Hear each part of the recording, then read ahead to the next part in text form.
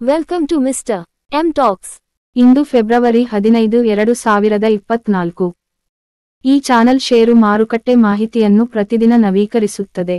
ಸರಿ ನೋಡೋಣ. 197 ಸಂವಹನಗಳು.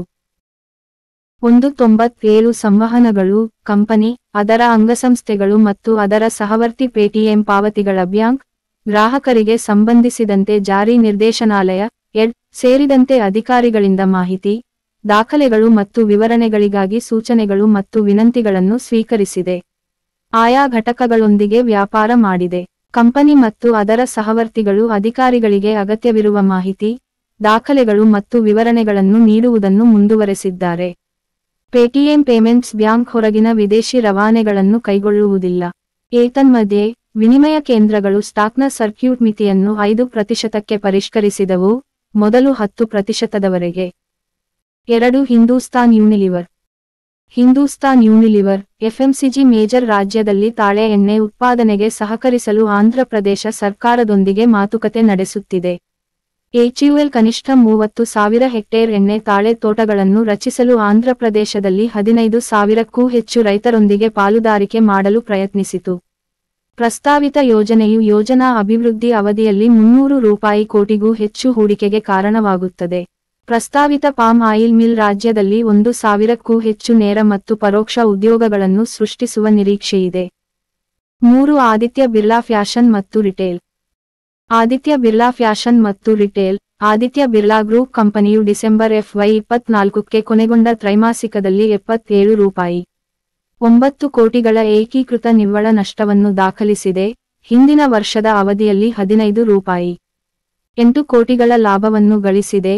ಭಾಗಶಃ ಹೆಚ್ಚಿನ ಇತರ ವೆಚ್ಚಗಳಿಂದ ಪ್ರಭಾವಿತವಾಗಿದೆ. ತ್ರೈಮಾಸಿಕದಲ್ಲಿ ಕಾರ್ಯಾಚರಣೆಗಳಿಂದ ಆದಾಯವು 16.1% ವಾರ್ಷಿಕವಾಗಿ ₹41,667 ಕೋಟಿ. 4. ಮುತ್ತೂಟ್ ಹಣಕಾಸು. ಮುತ್ತೂಟ್ ಫೈನಾನ್ಸ್, ಚಿನ್ನದ ಹಣಕಾಸು ಕಂಪನಿಯು FY24 ಅಕ್ಟೋಬರ್-ಡಿಸೆಂಬರ್ ಅವಧಿಗೆ ₹1,027.3 ಕೋಟಿ ಗಳ ಸ್ವತಂತ್ರ ಲಾಭವನ್ನು ವರದಿ ಮಾಡಿದೆ. ಕಳೆದ ಹಣಕಾಸು ವರ್ಷದ ಅನುಗುಣವಾದ ಅವಧಿಗೆ ಹೋಲಿಸಿದರೆ 14% ಬೆಳವಣಿಗೆಯಾಗಿದೆ. ತ್ರೈಮಾಸಿಕದಲ್ಲಿ ನಿವ್ವಳ ಬಡ್ಡಿ ಆದಾಯವು ವರ್ಷದಿಂದ ವರ್ಷಕ್ಕೆ 11.8% ಏರಿಕೆಯಾಗಿ ₹1,905.7 ಕೋಟಿ. ಏತನ್ಮಧ್ಯೆ, ಕಂಪನಿಯು ಬೆಲ್ಸ್ಟಾರ್ ಮೈಕ್ರೋಫೈನಾನ್ಸ್ನಲ್ಲಿ ₹300 ಕೋಟಿಗಳ ಹೆಚ್ಚುವರಿ ಇಕ್ವಿಟಿ ಇನ್ಫ್ಯೂಷನ್ ಮತ್ತು ಅಸ್ತಿತ್ವದಲ್ಲಿರುವ ಪ್ರವರ್ತಕರಿಂದ ₹75 ಕೋಟಿಗೆ ಬೆಲ್ಸ್ಟಾರ್ನ ಈಕ್ವಿಟಿ ಷೇರುಗಳ ದ್ವಿತೀಯ ಖರೀದಿಗೆ ಮಂಡಳಿಯ ಅನುಮೋದನೆಯನ್ನು ಪಡೆದುಕೊಂಡಿದೆ. 5. Sun TV network. Sun TV network, Chennai ಮೂಲದ ಮಾಧ್ಯಮ ಕಂಪನಿಯು ದುರ್ಬಲ ಕಾರ್ಯಾಚರಣೆಯ ಅಂಚುಗಳ ಹೊರತಾಗಿಯೂ FY24 ನವೆಂಬರ್ 3ನೇ ತ್ರೈಮಾಸಿಕದಲ್ಲಿ ₹454 ಕೋಟಿ ಗಳ ಏಕೀಕೃತ ನಿವ್ವಳ ಲಾಭದಲ್ಲಿ 6.8% ಬೆಳವಣಿಗೆಯನ್ನು ಸಾಧಿಸಿದೆ. ತ್ರೈಮಾಸಿಕದಲ್ಲಿ ಕಾರ್ಯಾಚರಣೆಗಳ ಆದಾಯವು ವರ್ಷದಿಂದ ವರ್ಷಕ್ಕೆ 4% ₹923 ಕೋಟಿ. ಮಂಡಳಿಯು ಪ್ರತಿ ಷೇರಿಗೆ ₹2.50ಗಳ ಮಧ್ಯಂತರ ಲಾಭಾಂಶವನ್ನು ಘೋಷಿಸಿದೆ ಎಂದು ಕಂಪನಿ ತಿಳಿಸಿದೆ. 6. Bharat bulls housing finance.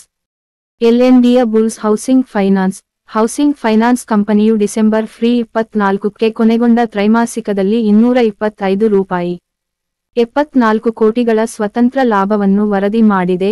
ಇದು ಹಿಂದಿನ ವರ್ಷದ ಅವಧಿಗೆ ಹೋಲಿಸಿದರೆ 1.6% ಕುಸಿದಿದೆ. ತ್ರೈಮಾಸಿಕದಲ್ಲಿ ನಿವ್ವಳ ಬಡ್ಡಿ ಆದಾಯವು ವರ್ಷದಿಂದ ವರ್ಷಕ್ಕೆ 46.9%, ₹196.61 ಕೋಟಿಗೆ ಇಳಿದಿದೆ. ಡೆಕ್ಲರೇಷನ್. ಮಾಹಿತಿ ಶಿಕ್ಷಣ ಉದ್ದೇಶಕ್ಕಾಗಿ ಮಾತ್ರ. ನಾನು ಸೆಬಿ ರಿಜಿಸ್ಟರ್ ಮಾಡಿದ ವ್ಯಕ್ತಿಯಲ್ಲ. ನನ್ನ ಸೇನೆಯ ಸಬ್ಸ್ಕ್ರೈಬ್ ಮಾಡಿ.